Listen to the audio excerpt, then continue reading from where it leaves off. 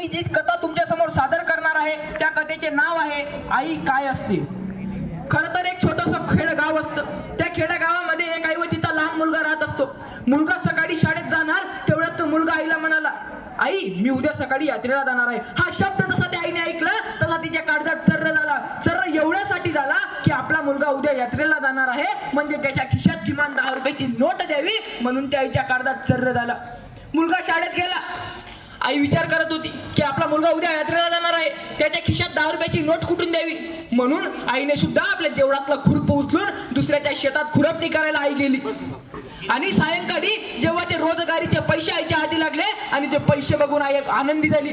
आईला आनंद वाटला की उद्या माझा मुलगा यात्रेला जाईल म्हणजे त्याच्या खिशात मी 10 रुपयाची नोट तरी देईल. आईने बाकीचे पैसे वेगळ्या डब्यात ठेवले व 10 रुपयाची नोट वेगळी काढून ठेवली.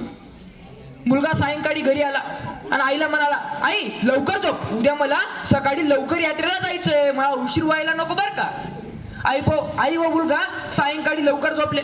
सकाळी मुलगा लवकर उठला. आईला पण लवकर उठवलं. मुलगा आंघोळ करेल तोपर्यंत आईने चुलीवरती 2 भाकरी टाकल्या. मुलगा आंघोळ करून बाहेर आला, ताटावर बसला.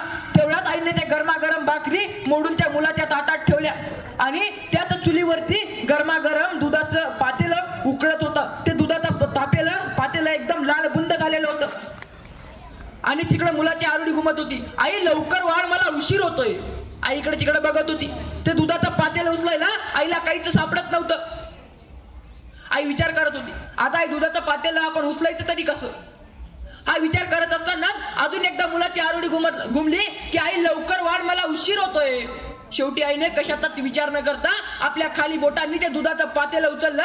ते पातेलं जसं उचललं तसं ती वेदना थैथयात करत आईच्या हृदयापर्यंत गेली. आईने लवकरात लवकर हात मागे घेतला, तो हात पदरात गुंडाळला.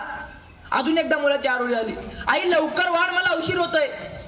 शेवटी आईने कशाचाच विचार न करता आपल्या दोघी हातांनी ते पातेलं घट्ट पकडलं आणि मुलाच्या ताटलीमध्ये दूध ओतायला लागली.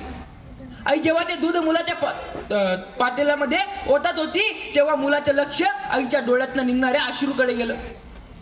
मुलगा यात्रेला जाणार होता तेवढ्यात आईने त्याला कुशीत घेतला, त्याच्या डोक्यावरती हात फिरवला आणि त्याला सांगितलं, सायंकाळी 6 वाजेच्या आत घरी ये.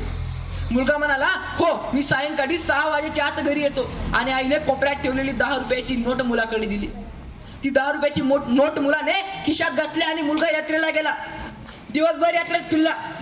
सायंकाळी इकडे आई वाट बघत होती. मुलगा आत्ता चिल आणि आईला मुलगा दुरून येताना दिसला. आई आनंदी झाली. मुलगा जवळ आला, त्याला खुशीत घेतलं, त्याच्या डोक्यावरती हात फिरवला आणि आई त्याला विचारू लागली, मी 10 रुपये दिले होते, त्या 10 रुपयाचं तू काय केलं. जलेबी खाल्लीस, पाळण्यावरती बसला, त्या 10 रुपयाचं काय केलं तू. आणि तेव्हा तो मुलगा खुशीतनं बाजूला झाला आणि आईला म्हणाला, आई तू डोळे बंद कर, मी 10 रुपयाचं काय केलं ते तुला सांगतो. आई म्हणाली, पण का रे. आई तू डोळे बंद कर. आईने डोळे बंद केले आणि मुलाने आपल्या खिशात हात घातला आणि आपल्या त्या 10 रुपयाची आणलेली सांडशी मुलाने बाहेर काढली आणि ती सांडशी त्या आईच्या हातात दिली.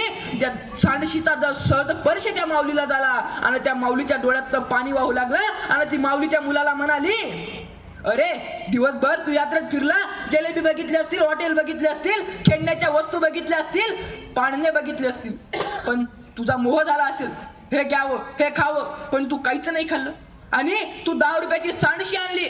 त्यावर तो मुलगा म्हणाला, आई तू सकाळी जेव्हा मला दूध टाकत होती ना तेव्हा मी तुझ्या डोळ्यातले अश्रू बघितले म्हणून मी तुझ्यासाठी सांडशी आणली. आणि त्यावरती माऊली म्हणते, अरे धन्य झाली मी की जो तुझ्यासारखं पोर माझ्या पदरात जन्माला आलं. खरंच धन्य झाली मी. खरं तर या कथेचा तात्पर्य एवढंच आहे की आपण किती श्रीमंत आहात याला महत्व नाही, की आपण लोकांच्या भावना किती समजतो याला महत्व आहे. धन्यवाद.